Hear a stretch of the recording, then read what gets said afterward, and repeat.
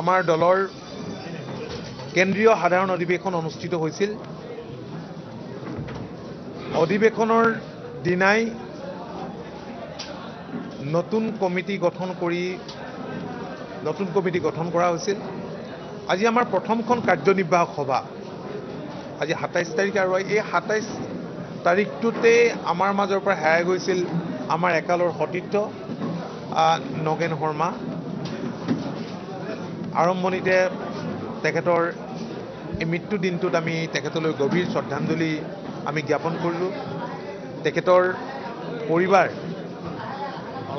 অলকা দেশাই ডাঙৰীয়ানীয়ে আনুষ্ঠানিকভাৱে শ্ৰদ্ধাঞ্জলি অৰ্পণেৰে আজিৰ অনুষ্ঠানটোৰ শুভাৰম্ভ কৰিছিল। আমি সকলোৱে তেখেতলৈ গভীৰ শ্ৰদ্ধাঞ্জলি জনালোঁ। তাৰ পিছতে আমাৰ দলৰ কাৰ্যনিৰ্বাহক বৈঠক অনুষ্ঠিত হ'ল। ভাল লাগিছে, বহুত নতুন মুখ আমি আজি ইয়াত দেখা পাইছোঁ।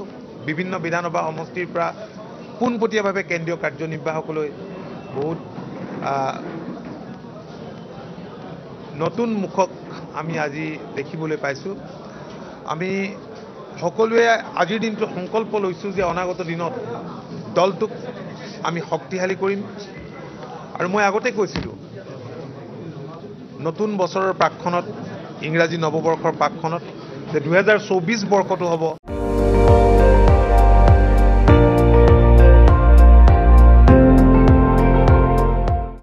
আপুনি চাই আছে ND24, সৰ্বশ্ৰেষ্ঠ নহয় সৰ্বোত্তমৰ দৌৰা।